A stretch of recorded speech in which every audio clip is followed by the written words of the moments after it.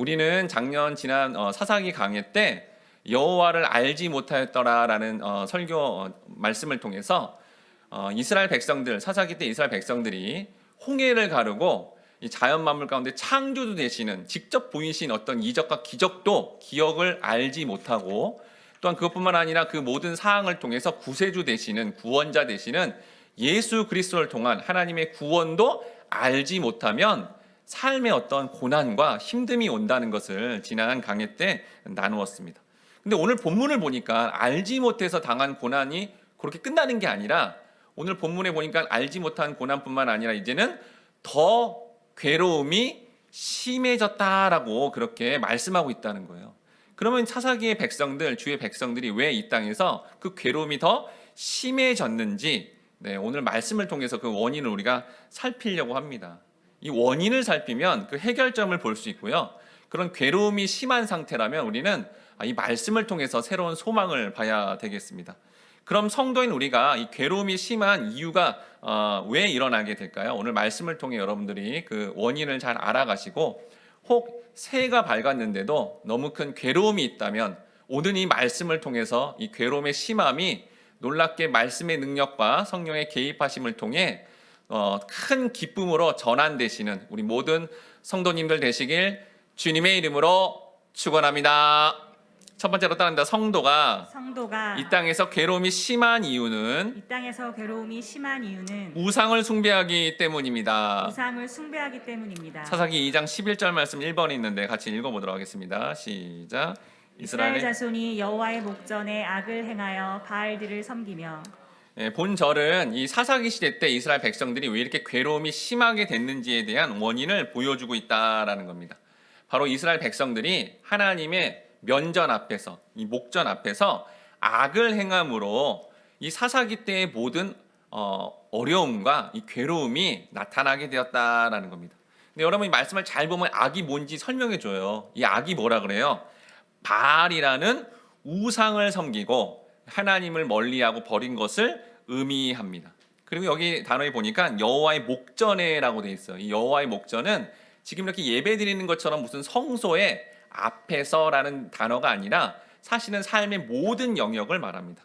역대하 16장 9절에 보니까 여호와의 눈, 여호와의 목전은 온 땅을 두루 감찰하사 전심으로 자기를 향하는 자들을 위해서 능력을 베푸시나니라고 해서, 여호와의 눈이라는 게 여호와의 목전이거든요. 그러니까 이게 단지 그냥 예배, 성소 앞에서뿐만 아니라 삶의 모든 자리 앞에서 우리가 하나님보다, 하나님 백성이라는 사람들이 삶의 모든 자리요, 그러니까 예배하는 이 시간뿐만 아니라 이렇게 어느 어떤 시간이라도 어떤 장소라도 거기서 하나님을 먼저 바라보지 않고 우상을 먼저 섬기거나 우상으로 나가면 성도의 삶에 뭐가 임해요? 괴로움이 심하게 임하게 되는 것을 보게 된다라는 거예요. 그럼 여러분, 이 사사기 때 이스라엘 백성들이 도대체 어떤 우상이길래 그들을 막 구원하고 이렇게 인도하신 하나님보다 이 우상을 섬겼을까요? 바로 바알인데요. 이 바알은 뭐냐면요, 여러분, 가나안 땅의 여러 신들 중에 많은 사람들이 바알을 섬겼습니다. 왜 그러냐면 이 바알은요, 천둥과 번개의 신인데 그 신의 역사로 말미암아 비가 내리는 거예요. 근데 여러분, 이 당시에 이 직업은 뭐죠? 직업은 농업과 목축업이죠. 반드시 뭐가 필요하죠? 비, 이 물이 필요한 겁니다. 그런데 이 비와 물을 주므로 바알이 이걸 공급해 주니까, 그 공급해 주면 이 사람들이 어떻게 돼요? 풍요롭게 된다라는 거죠. 즉 뭐냐면 이 바알을 섬긴 이유는 사실은 고대 이때뿐만 아니라 지금도 해당되는 물질적 풍요를 하나님보다 더 많이 추구한다면, 그걸 더 우선순위 삼는다면 사실은 그게 뭐라는 거예요? 그럴 수도 있지라고 하는 게 아니라 우상 숭배이며 그게 악이고 고통받는 삶이 된다라는 것을 알려주고 있다라는 겁니다.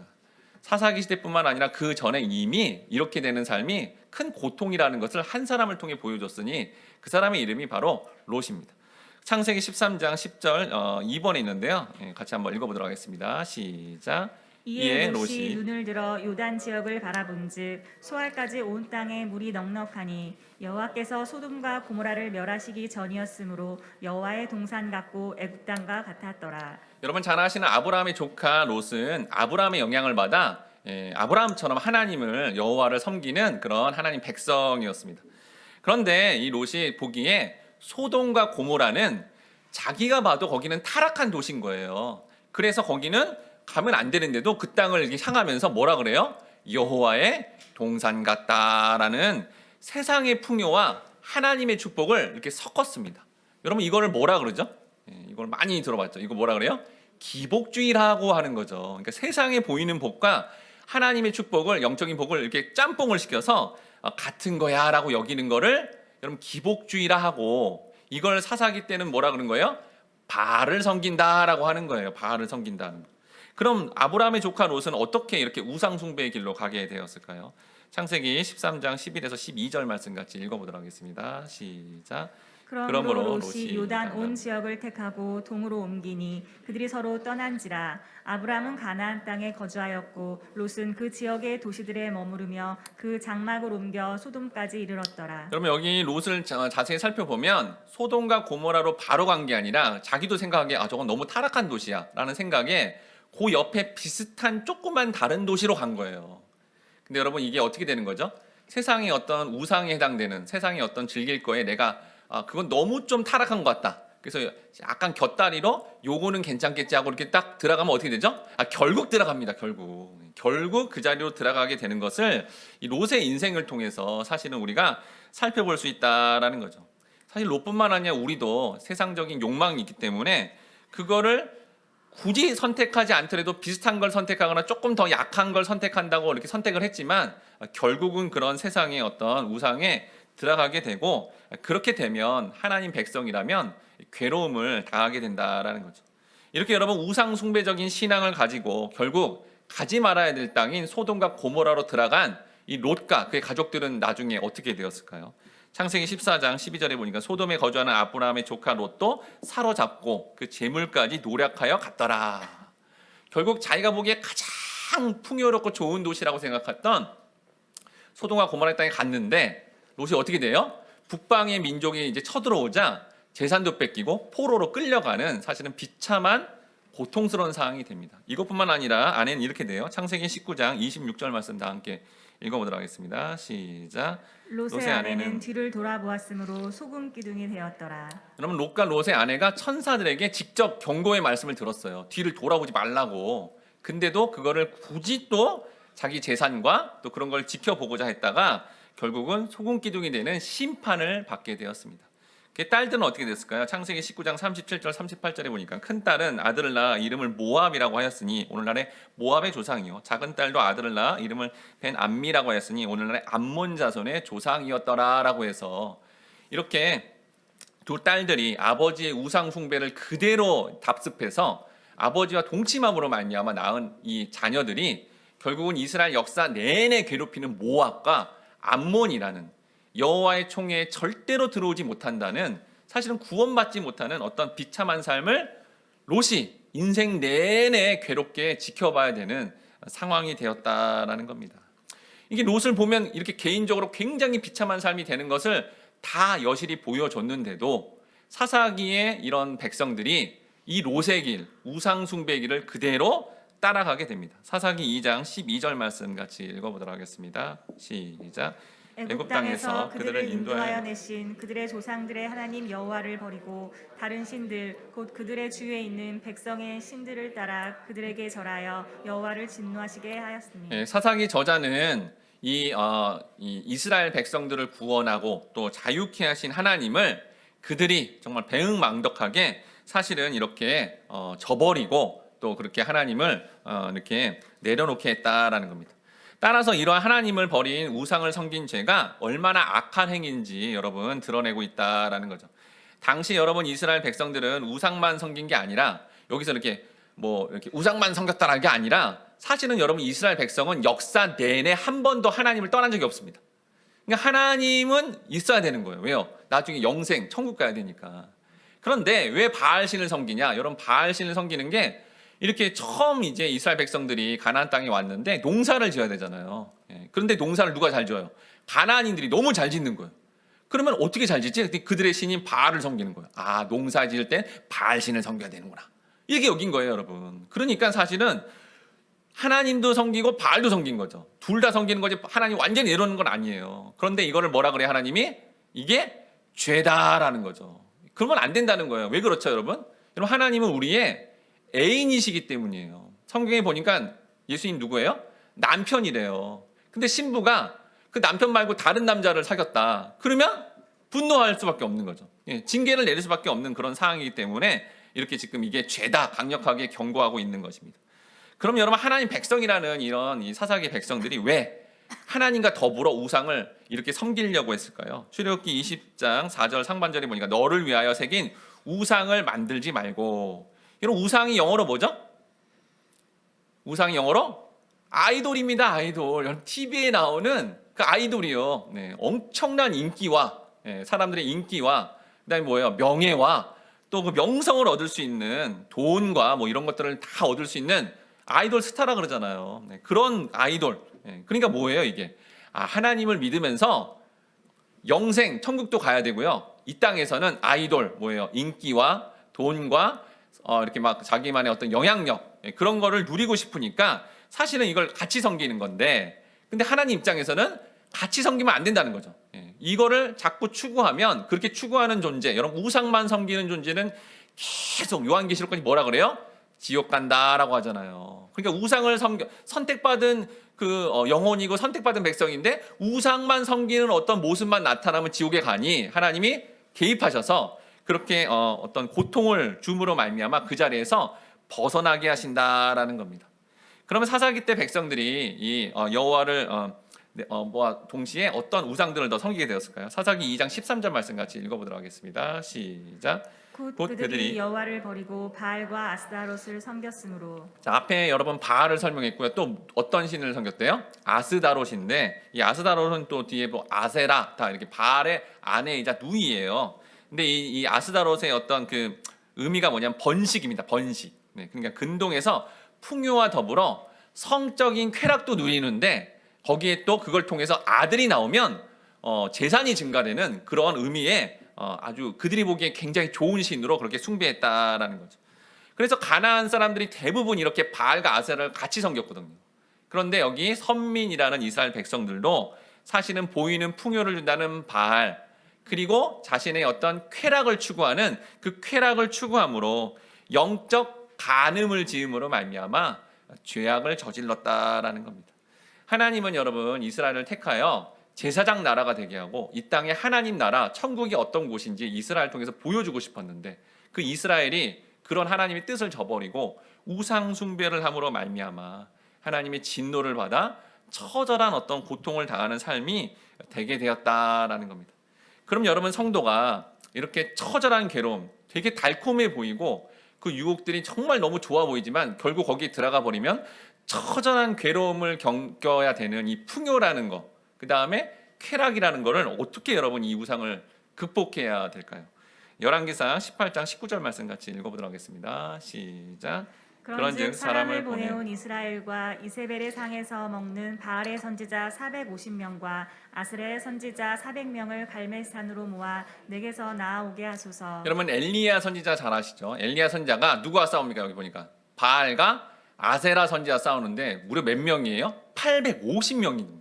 마치 오늘날에 엘리야 하나님의 백성이 너무 많은 유혹을 주는 물질과 너무 달콤한 쾌락과 커다란 쾌락, 역사 이래로, 인간 역사 이래로 스마트폰이 나오고 우리가 정말 보고 즐길 수 있는 이 쾌락과 풍요를 극대적으로 누릴 수밖에 없는 이 시대 가운데 마치 엘리야가 850명과 싸우듯이 지금의 오늘날의 성도도 이 쾌락과 풍요와 싸워야 되는 이런 형국이다라는 거죠. 근데 여러분, 이때 엘리야가 어떻게 했죠? 하나님 앞에 기도했습니다. 간절히 열심히 기도하고 하나님만을 신뢰하고 믿음으로 기도하자 어떻게 되죠? 하늘에서 불이 내려와서 하나님이 살아있음을 보여줌으로 말미암아 그 자리에 있었던 850명 바알과 아세라의 선지자들은 전부 죽임을 당하는 놀라운 역사가 일어나게 됐다라는 거죠. 오늘날에도 하나님의 백성들이 이렇게 세상이 말하는 어떤 풍요와 쾌락 대신 말씀과 기도를 통해 하나님 앞에 기도한다면 이런 놀라운 역사가 일어난다는 거죠. 근데 여러분, 기도해봤나요? 그렇게 말씀을 더 열심히 해봤나요? 경건생활 열심히 하면 이렇게 잘 되나요? 이렇게 말씀과 기도로 완전히 집중하는 엘리야의 모습이 되려면 사실 그 전에 뭔가 준비가 필요하다는 거예요. 이 엄청난 승리에 성경이 이렇게 승리했다라는 것을 강조하는 게 아니라 이 승리를 위해 그 사건의 전과 후에 하나님 뭔가를 보여줘요. 그게 더 중요해요, 여러분. 그게 결국 우상에서 벗어나는 궁극적인 어떤 성도의 반응이 된다라는 겁니다. 그럼 어떻게 엘리야가 이렇게 놀랍게 이 850명과 싸워서 승리하는 엄청난 승리를 거두는 그러한 인물이 되었을까요? 열왕기상 17장 9절 말씀 같이 읽어보도록 하겠습니다. 시작.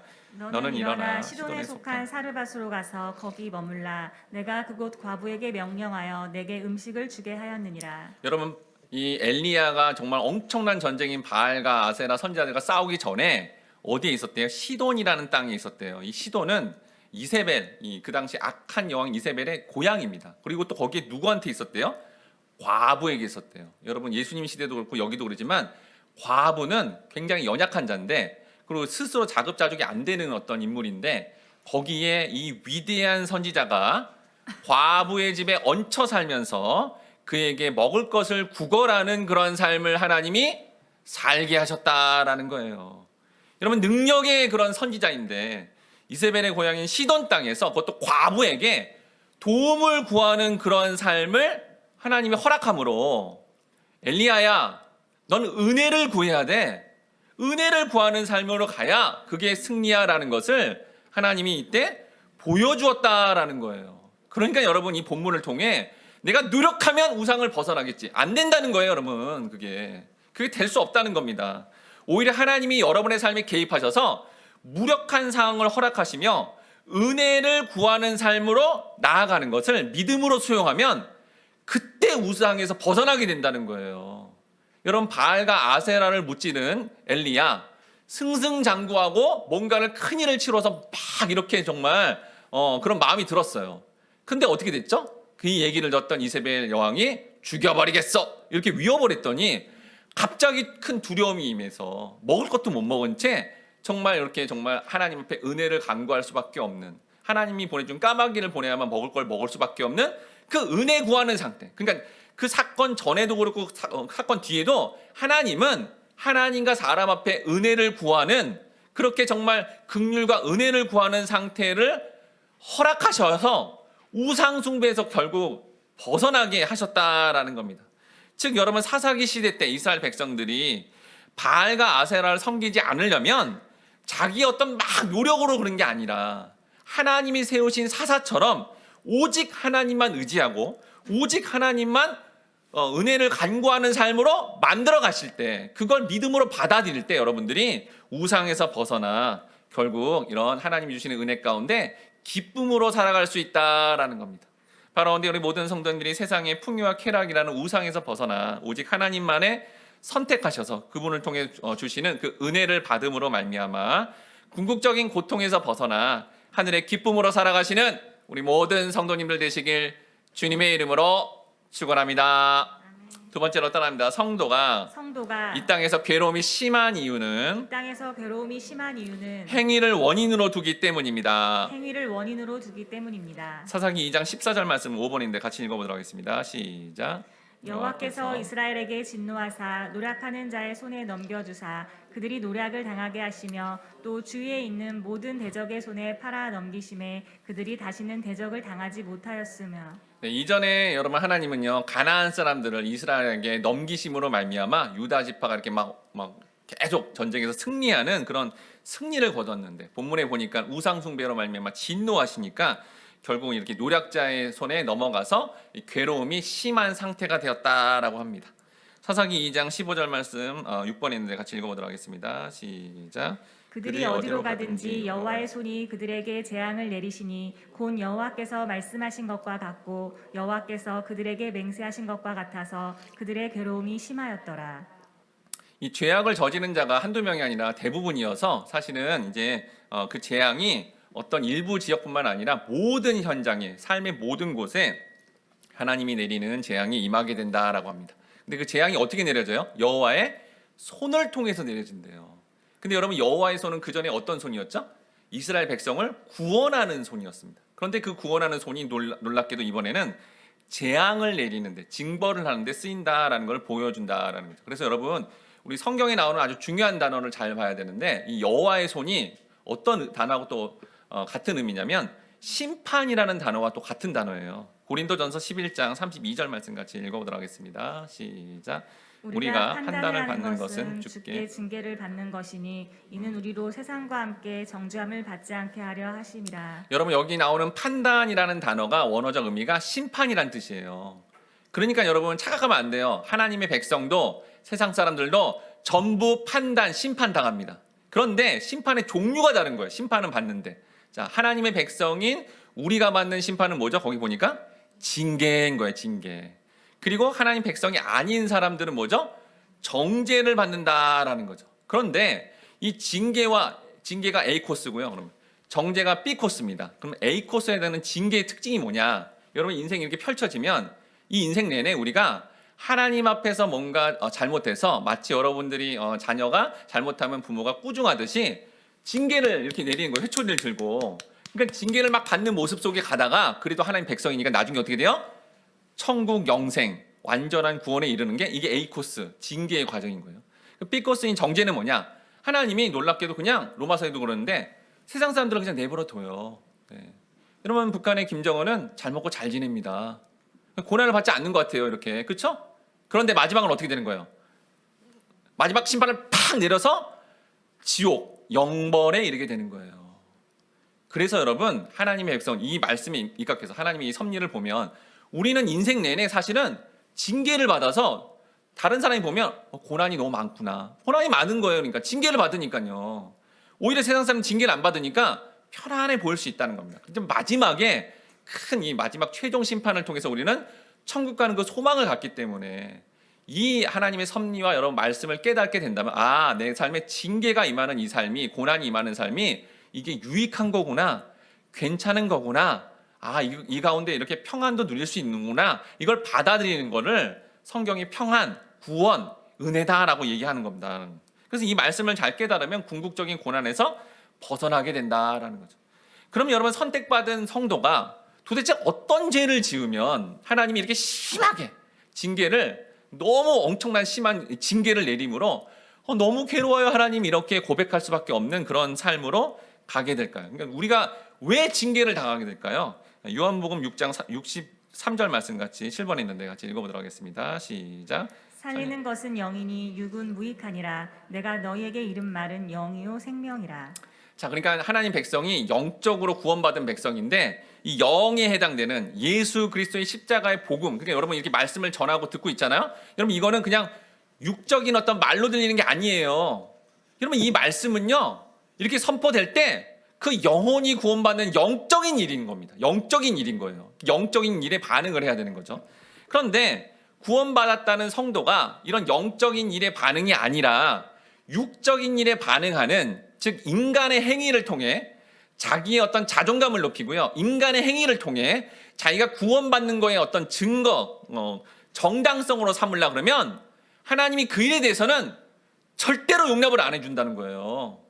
아주 세게 징계를 내서 그런 일로 가지 않게 그렇게 만드신다라는 거죠. 즉 여러분 인간이 구원받는 근거는 인간 스스로가 잘해서 나오는 행위가 아니라 영적인 예수 그리스도의 십자가를 통해서 은혜로 구원받는다는 것을 그렇게 강조하고 있다라는 겁니다. 그런데 여러분 솔직히 여러분이나 저나 인간들 모두가 어떤 행위를 통해서 자기의 자존감을 높이고요. 어떤 행위를 통해서 자기의 만족을 누리고요. 어떤 행위를 통해서 판단함으로 다른 사람을 이렇게 지배해서 너는 그런 행위라니까 내 앞에 무릎을 꿇어 라는 의식이 계속 나타나는 거예요. 계속. 그래서 인간은 언제나 어디서나 여러분 잘 생각해 보세요.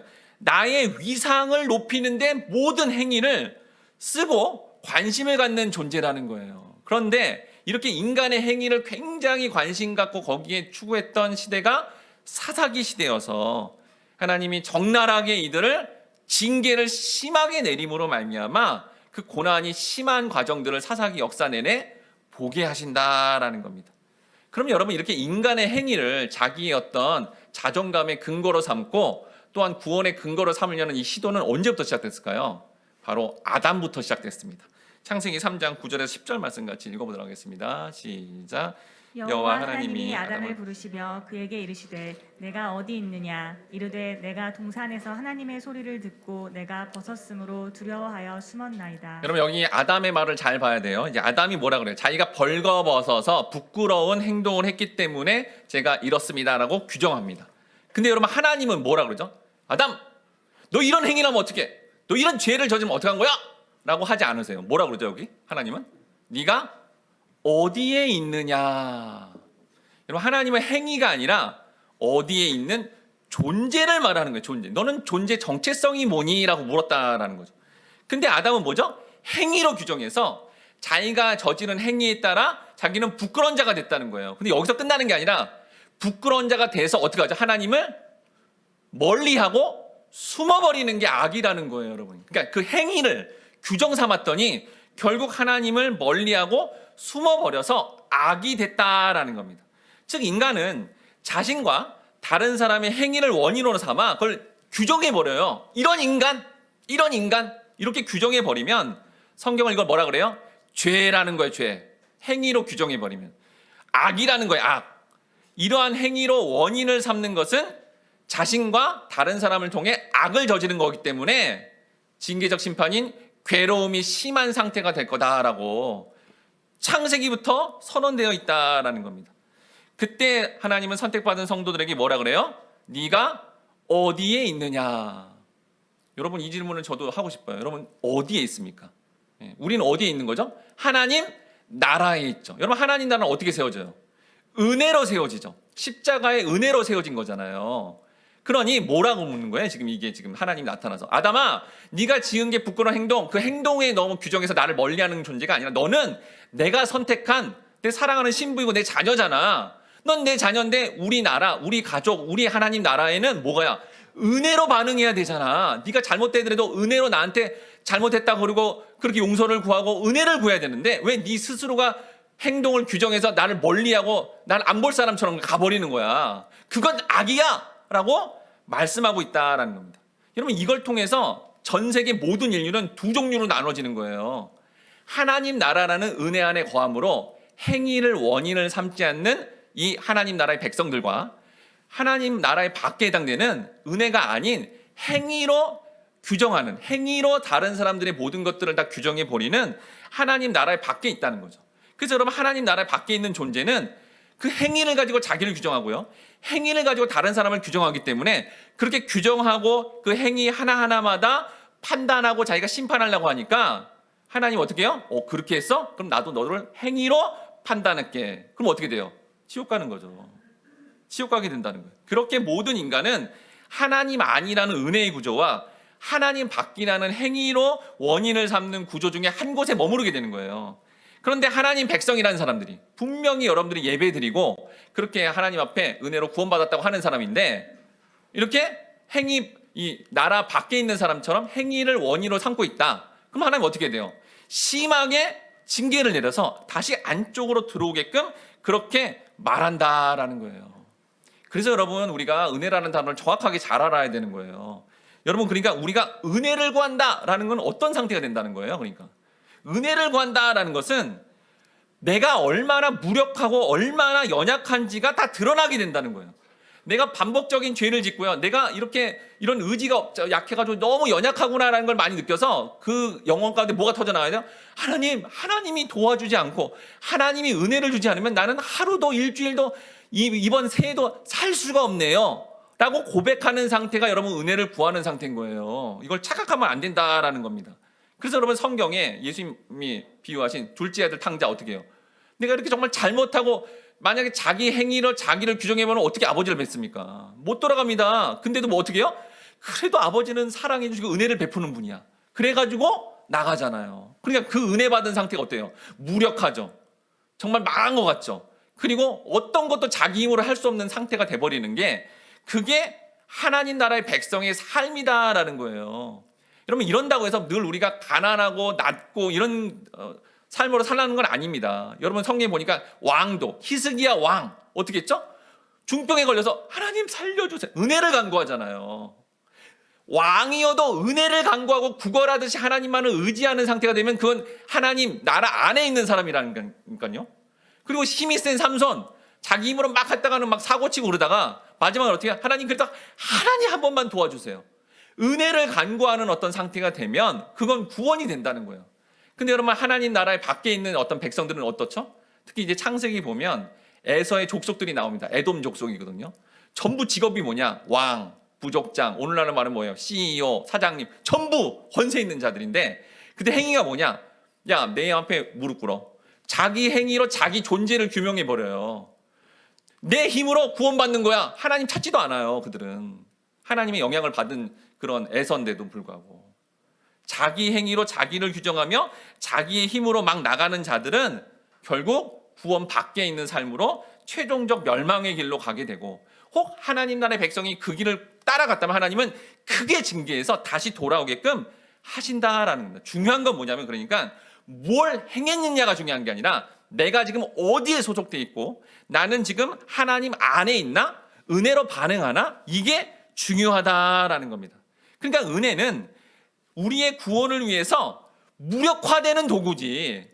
여러분 가운데 은혜 받았다고 내가 이렇게 은혜로 성공했어요, 여러분 난 이런 사람이에요, 여러분 이런 사람이 지금 하나님 나라 안에 있는지 밖에 있는지를 확인해 봐야 된다는 겁니다.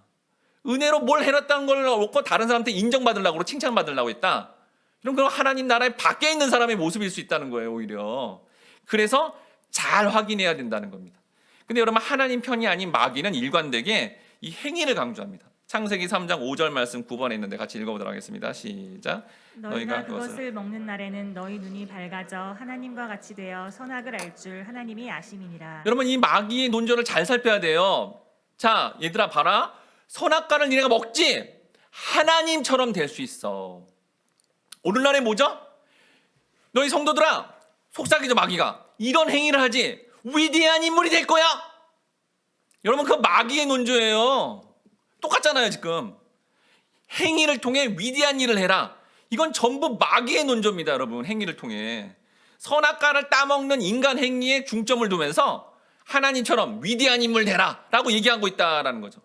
근데 하나님은 뭐예요? 인간이 행한 행위를 통해서 자기 규정하는 게 아니라 하나님이 넌 하나님 나라에 있는 거야, 넌 내 신부야, 너는 천국에 거할 존재야 라고 하면서 하나님이 두시는 곳에 존재하면 그게 우리의 존재의 근거가 되는 거예요. 하나님 나라 안에 있는 사람들은 이렇게 된다는 거죠.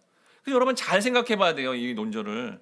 만약에 여러분 스스로가 자기 행위로 자기를 규정한다, 그러면 어떻게 될까요? 여러분과 저는 지옥 가게 됩니다. 솔직히 그렇잖아요. 우리가 반복적인 죄, 성경은 마음속에 있는지도 다 죄래요. 거기에 무슨 목회자, 영적 리더 다 걸립니다. 다 걸려. 그런 행위를 통해서 자기를 만약에 규정해버리면 지옥 가야 되는 거예요. 그런데도 불구하고 우리가 이런 행위로 가장 가까운 배우자, 자녀, 부모님, 형제, 자매를 그렇게 행위로 규정하게 되면 뭐가 일어날까요? 지옥 가는 것 같은 괴로움이 생기는 겁니다. 아주 예를 들어서 여러분 모든 부모님들은 이렇게 바라죠.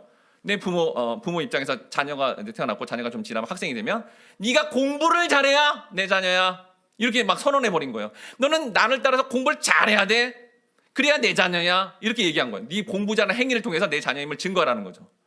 그러면 여러분 이 말을 들은 여러분 그 자녀는 시험 볼 때 어떨까요? 버들버들 떠는 거예요. 시험 만약에 못 보면 어떻게 되는 거죠? 집에서 쫓겨나는 거죠. 엄마 아빠 자녀가 안 되는 거예요. 이렇게 여러분 강압하면서 행위를 통해 규정하면서 자녀를 그렇게 끌고 가버리고 강제로 끌고 가서 인격을 말살시키면 어떻게 될까요? 여러분 성경에도 나오고 오늘날 뉴스에도 나옵니다. 자녀들이 부모를 복수합니다. 은혜로 안 대하면 그렇게 된다는 거죠. 가까운 배우자, 형제, 자매 내 기준에 맞춰야 돼, 그렇게 행동해야 돼 라고 말하면 결국 그거를 못 맞출 때 그 관계 가운데 극심한 고통과 괴로움이 생긴다라는 거예요. 왜 그러냐면 성경의 가족은 또 다른 자아인데 그걸 요구하는 것 자체가 자기도 그렇게 살아야 되는 거거든요. 근데 자기도 그걸 못 사니까 결국 그 안에 그 관계 가운데 지옥 같은 괴로움이 생기게 된다라는 거예요. 그런데 그 가족이, 그런데 그 사람이 하나님의 백성이면 하나님 어떻게 하죠? 개입하신다는 거예요. 그 관계 가운데. 얘들아 그게 아니야, 행위로 자꾸 규정하지 마. 난 은혜로 너를 세웠잖아, 은혜로 너를 자녀 삼았잖아, 왜 이걸 모르는 거야? 그러면서 은혜로 개입하셔서 그 행위로 규정하는 거를 멈추게 하신다는 거예요. 그러면 어떻게 되는 거죠? 내 자신이 그렇구나, 이렇게 행위로 하려고 하는데 하나님의 이 복음의 말씀이 십자가의 은혜로 나를 이렇게 구원한 거구나라는 것을 통해 자기가 그걸 용서를 받죠. 자기 스스로 먼저. 그러면 어떻게 되는 거예요? 그 용서를 가지고 다른 사람도 내가 용서해줘야겠다. 내 배우자 뭐 이렇게 자녀 주변의 가족들을 내가 행위가 좀 안 나오더라도 그렇게 용서해줘야겠다. 이걸 성경이 뭐라 그래요? 사랑이라고 하는 거예요. 자기가 용서받음과 그 용서받음을 다른 사람한테 베푸는 거를 사랑이라고 하는 겁니다. 그런데 여러분 우리가 다루는 사사기에는요, 이렇게 행위로 자신과 타인을 규정하는 일이 이스라엘 역사상 가장 많이 나타난 시기가 사사기였기 때문에 가장 비참한 일이 생긴 겁니다. 사사기 17장 6절 말씀 10번에 있는데 같이 읽어보도록 하겠습니다. 시작. 그때에는 이스라엘에 왕이 없었으므로 사람마다 자기 소견에 옳은 대로 행하였더라. 여러분 사사기라는 성경의 맨 앞에 보면 뭐가 있어요? 이제 창세기가 있죠? 창세기 때는 여러분 믿음의 족장들, 아까 아브람도 얘기했지만 아브람, 뭐 이삭, 야곱, 요셉, 누가 삶을 이끌었어요? 하나님 직접 이끌었습니다. 그렇죠? 하나님 직접 나타나서 아브라함부터 요셉까지 이렇게 이끌었죠. 어떻게 이끌었죠? 은혜로 이끌었죠. 그래서 창세기 역사가 그렇게 아름다운 거예요. 하나님이 은혜로 이끌잖아요. 지옥 같은 삶이 안 일어나는 겁니다. 그래서 이후에 누가 나타났죠? 모세죠. 모세가 누굴 예표해요? 나와 같은 선지자 예수를 예표했거든요. 그래서 모세가 나타나면 은혜가 주어져요. 그러니까 모세가 나타났을 때 아름다운 현상들이 나타나는 거죠. 이후의 지도자가 누구예요? 사사기 전 지도자가 지난번에 다뤘던 여호수아죠. 여호수아 이름이 뭔데요? 예수입니다. 예수. 여호수아가 이끄니까 은혜가 넘치니까 여호수아 시대 때는 평화롭고 기쁘고 감사했죠. 사사기 때는 안 나타납니다. 잘 그런 인물이. 은혜로 반응하지 않아요. 우리 나중에 가면 정말 막장 드라마 찍는 것처럼 그 행위한 것 때문에 이런들 그러면서 막 바로 반격해버리고 사람들 죽여버리고 다 행위로 판단을 근거로 삼으니까 전부 은혜가 사라진 거예요. 은혜가. 그러니까 가장 괴롭고 그 엄청난 행위를 근거 삼는 어떤 역사로 가버렸더니 이스라엘 역사상 가장 고통스러운 결과가 사사기 시대 내내 일어났다라는 겁니다. 근데 여러분 생각해 보세요. 저도 일주일 내내 생각해 봤거든요. 행위로 판단 안 하려는 게 여러분 노력한다고 돼요? 여러분 스스로도 그렇고 상대방 볼 때 그래 저는 행위 괜찮아 이런 게 잘 안 됩니다. 그래서 하나님이 이 말씀을 하는 거예요. 이 말씀이 주어졌기 때문에 우리가 우리 스스로가 노력해서는 안 되는데 이 놀라운 말씀을 줘서 우리는 이 행위로 판단하는 것에서 완전히 벗어날 수 있어요. 이 말씀이 뭔데요? 아주 중요한 말씀이죠. 로마서 5장 8절 말씀. 이게 이 행위에 대한 모든 괴로움을 벗어나게 하는 근거 말씀입니다. 로마서 5장 8절 말씀 같이 읽어보도록 하겠습니다. 시작. 우리가 아직 죄인 되었을 때에 그리스도께서 우리를 위하여 죽으심으로 하나님께서 우리에 대한 자기의 사랑을 확증하셨느니라. 여러분 말씀 보니까 죄인 되었대요. 죄인. 죄인은 어떻게 돼요? 감옥 가야죠. 죄인은 어떻게 돼요? 지옥 가야 됩니다. 행위로 보면. 근데 모든 인류가 죄인 되었을 때에 그리스도가 뭘 했대요? 죄인 되는 행동이 여전히 보이는데도 죽으심으로 하나님의 사랑을 보였다라는 말씀은 행위를 원인의 근거로 삼는 것을 깨트렸다는 거예요. 그걸 없앴다는 겁니다. 예수님이 다.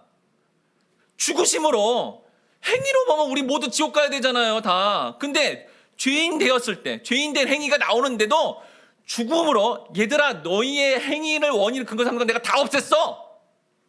근데 하나님 백성이 다시 그 카드를 꺼내서 행위로 나와 다른 사람을 판단한다면 뭐예요 이게 도대체? 예수님 다시 십자가에 못 박으세요 하고 똑같이 그렇게 된다는 겁니다. 그걸 없애시려고 십자가에 죽으셨는데 여전히 행위로 또 마귀 논저처럼 또 그걸 하고 있다. 그러면 여러분 이게 엄청난 비참한 사건이 됩니다. 왜냐하면 여러분 이스라엘 백성들이 예수를 못 박으로 말미암아 뭐 어떻게 됐죠? 2000년 동안 유리하며 엄청난 역사 속에 고통을 당했어요. 이스라엘 백성들이 못 박았잖아요. 여러분 예수를 십자가에 못 박는 행위는 엄청난 비참한 삶이 되는 겁니다. 그러니까 행위로 뭔가를 근거 삼으려면 그 삶이 진짜 선택받은 백성이다. 그럼 온다는 거예요. 여러분 가장 큰 공포와 정말 두려움이 뭔지 아십니까? 누가 보더라도 교회 공동체예요. 누가 보더라도 성도라는 사람인데 우상을 막 섬기고 있어요. 누가 보더라도 행위로 다 그 근거 삼아서 그렇게 행위를 하는데 이 사람이 부유하고 잘 되고 성공하는 것처럼 너무 잘 지내서 나는 예수 잘 믿나 보다라고 착각하는 게 제일 무서운 겁니다. 그 마지막 지옥일 텐데. 차라리 하나님 개입해줘서 고난이 임해서 이거 잘못 살았구나. 하나님 은혜를 구합니다. 나는 아무것도 없습니다. 이렇게 말하면 그게 구원일 텐데 보이는 모습은 성도인데 너무 잘 돼서 누가 봐도 우상 숭배하고 있고 누가 봐도 그렇게 행위로 다 근거 잡는데 잘 나가고 있다. 난 잘하고 있어. 착각하는 그게 여러분 가장 무서운 거고 두려운 거다라는 겁니다. 여러분 우리는 이런 은혜의 말씀을 모르고요. 인식하지 못. 여러분 로마서 5장 8절 말씀 얼마나 유명한 말씀이에요. 들어봤잖아요, 다. 근데 인식이 안 된 거죠, 인식이. 그걸 인식하지 못하면 혹 여러분이 그렇게 또 행위로 내 자신과 다른 사람을 규정하려고 할 때 괴로움이 심한 것을 경험하게 될 것입니다. 하지만 이 은혜의 말씀을 다시 받아들이고 인식함으로 새해 2022년에 주님이 로마서 5장 8절 말씀을 그대로 받아들임으로 말미암아 내 스스로도 행위로 규정하지 않고 내 가까운 가족과 내 주변의 지인들도 행위로 규정하지 않는 삶으로 우리 나갑니다. 그저 은혜만 바랍니다 라고 말한다면 여러분 괴로움들은 다 사라질 거예요. 그리고 놀라운 하늘의 평강이 임하고 그렇게 약할 때 막 비판하는 거에서 약하니까 중보기도 해줘야겠다.